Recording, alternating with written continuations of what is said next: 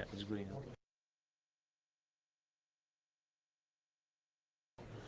Can I start now, or you announce me? Or... Ah, okay.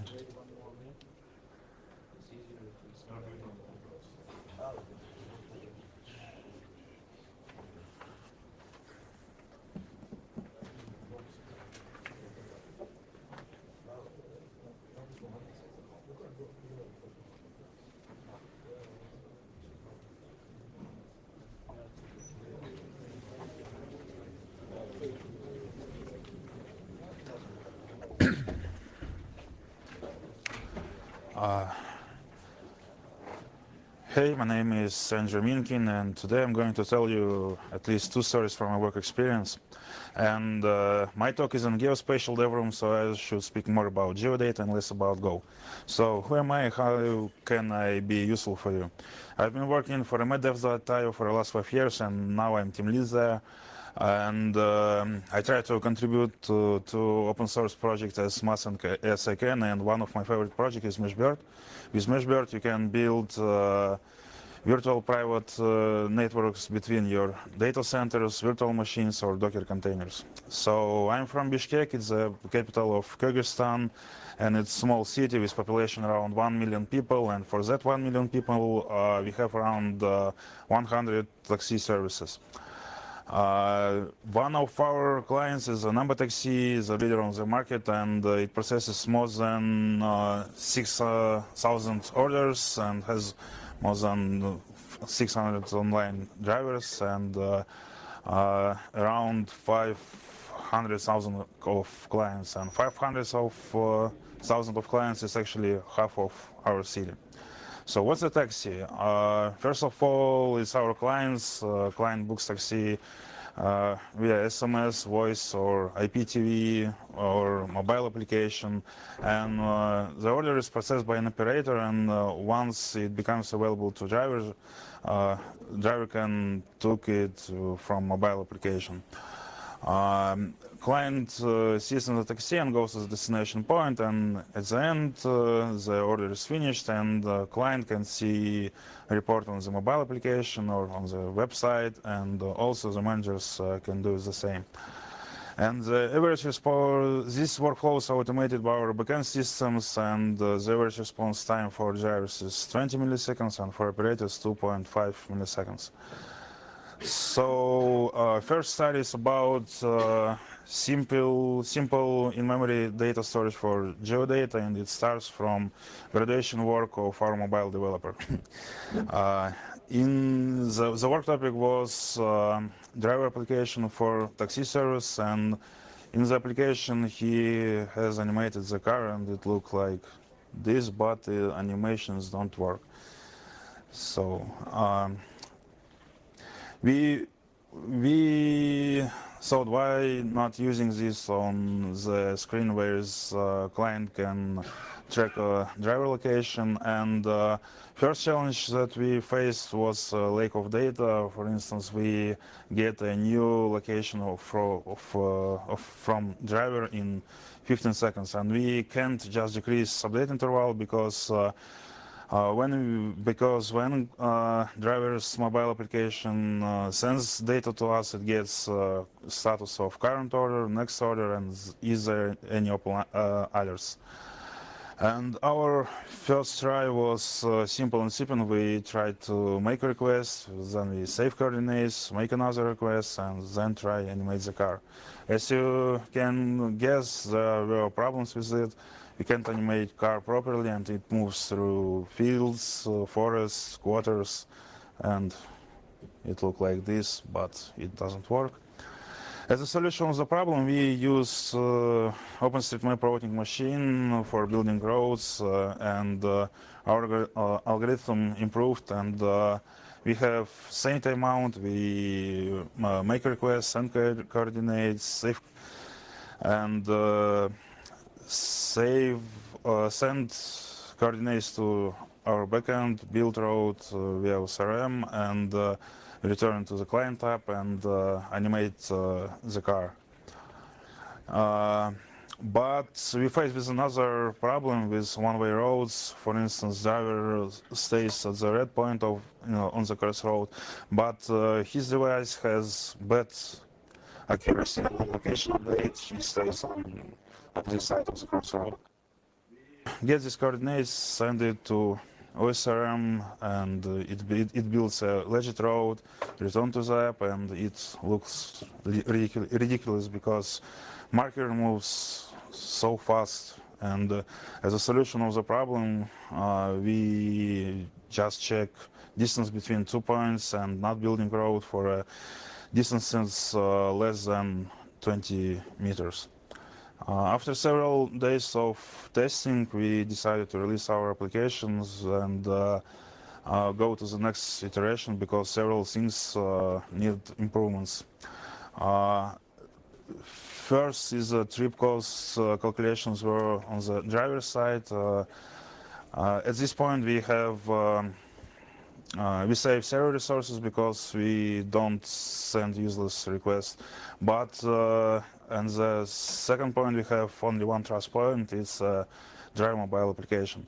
And also we realized that send one track per 15 seconds is too less, and lots of customers don't get sight of our feature because I know not so many people who can look at the screen where is nothing going on for 15 seconds.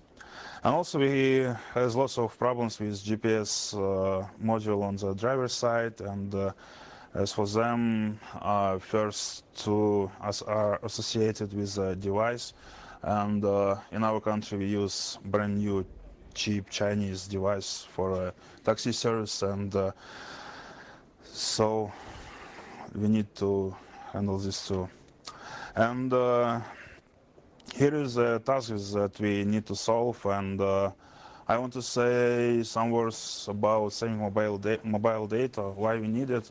Because in our country we have a cheap receipt for a taxi service, and internet cost is too high. For instance, you can get from one side of the city to another side of the city just for 2 euros. It's like bus in Brussels or metro in Paris. And if we save at least 100 bytes per second, then we save around $2,000 at company scale. So what's the track? Track is composed from the driver location, session, and trip information. I mean the order ID and trip cost. And we decided that we need to one track should be less than 100 bytes. And we started to search transport protocol for it, and we watched for the several protocols, and for us ideal option was UDP because of these facts. And I know that in some countries for mobile networks UDP can be blocked, but for our case it was okay, so we chose UDP. And for data serialization we chose protocol buffers because it's so efficient on little data, and as you can see the nearest competitor is heavier twice. So totally, what do we have? We have 40 bytes of payload plus 20 bytes of IP headers. That equals 62 bytes per track, and we solve the problem. And when we get data, we need also to store it. And the second part of the story is data storage, and we need to store driver station that we give upon login, and to identify driver. Cab number to perform search of driver for client's mobile application.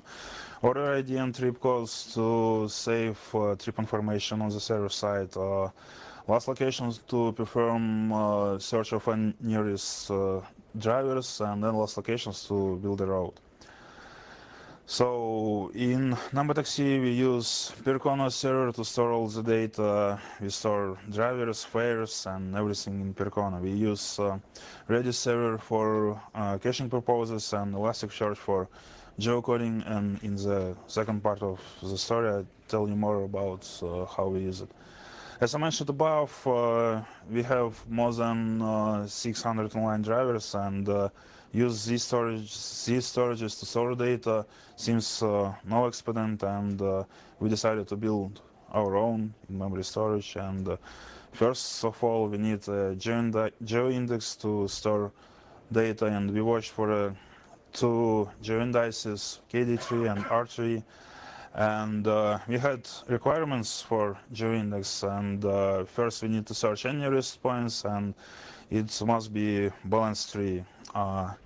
We watched on the KD3, it looks like this, but it doesn't fit our needs because it's unbalanced tree, and it can search only one nearest point. Yes, we can implement k nearest point over KD3, but we won't reinvent the wheel because R3 already has it. So for our storage we chose R3, and for Go programming language you can get it there. So going next,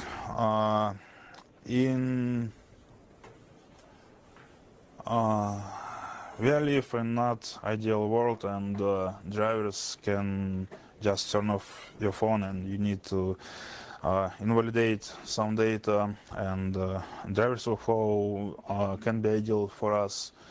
I mean that they have better internet connectivity, or the reasons that you can see on the slide. And to solve the problem, we need an expire mechanism to invalidate drivers and show only actual information to our operators. And also we need LRU data structure for storing coordinates, because it's useful. You only initialize data structure for n items, and when you try to add a new item when storage is already filled, you remove least recently used item and add a new one.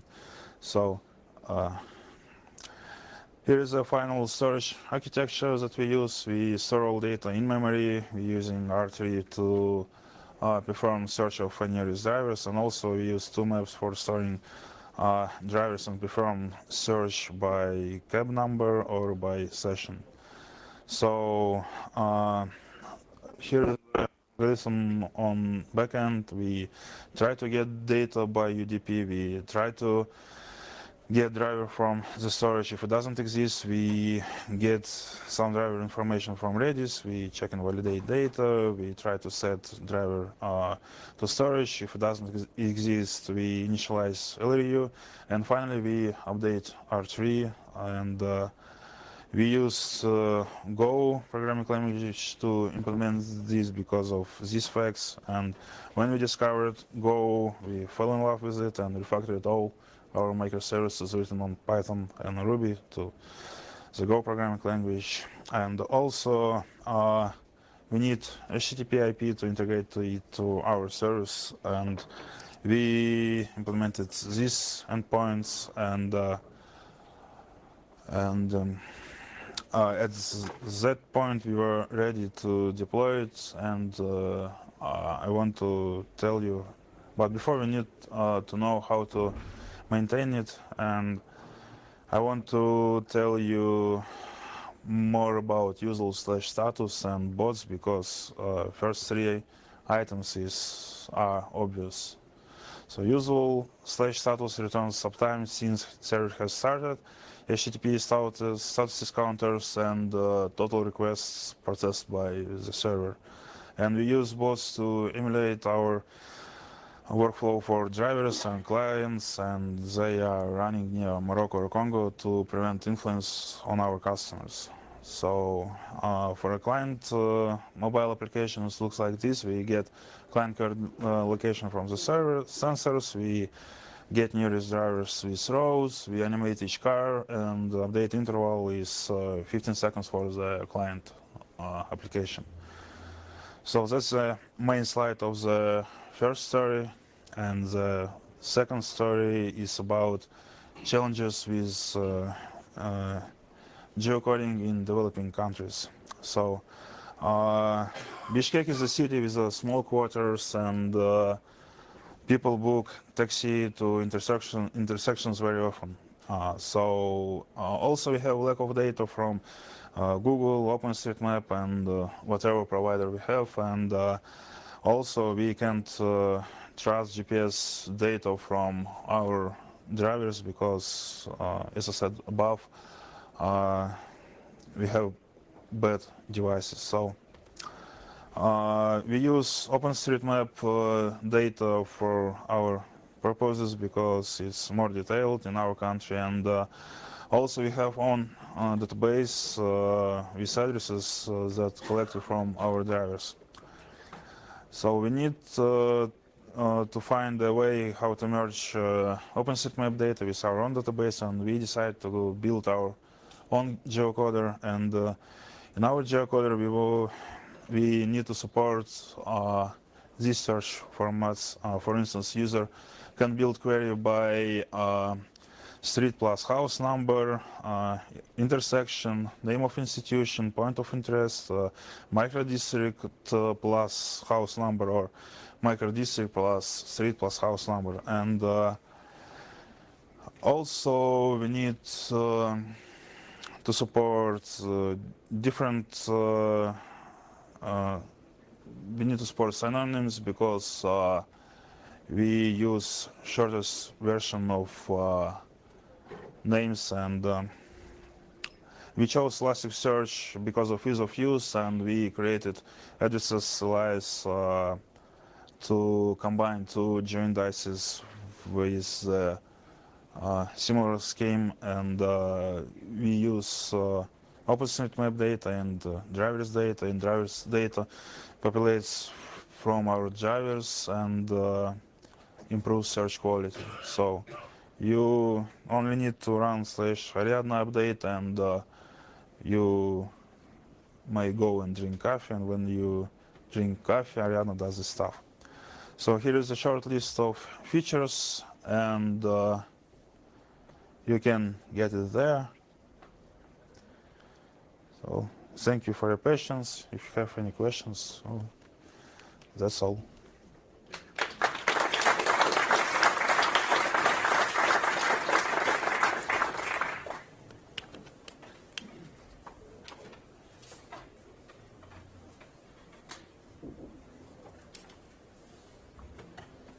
Yes. The final application is already being used now, isn't it? Yes. Yeah. The first statistics you gave were about usage of this application or the general use of the taxis? Or my question is actually, how many people are using it right now? You mean the clients or drivers? For the clients, it's around 6,000 people per day, and for drivers, it's around more than 600 online drivers. So yes. You mentioned you used Elasticsearch for the geo search. Did you consider to use Redis for that? No, we watched for Elasticsearch a year ago, and I know that Redis now have some geo features, but when we tried to build our geocoder, we weren't know about Redis. I mean that about the geo features. So.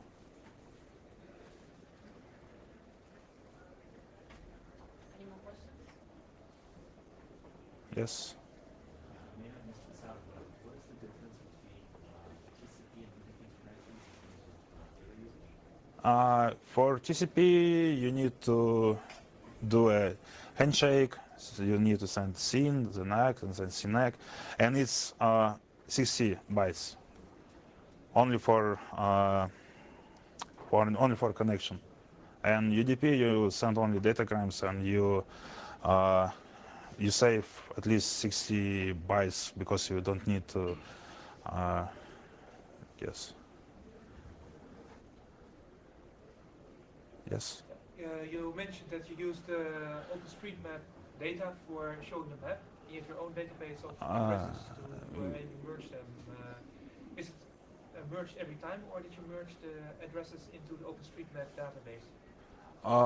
So we use only from the OpenStreetMap use only data, and we update our index at once a day. Yeah, so you don't provide back you don't deliver inputs to OpenStreetMap to make the map better for everyone using it. Because yes, now we have plans to do it, but now we weren't sure that our data will be helpful because of addresses formats, and that's all.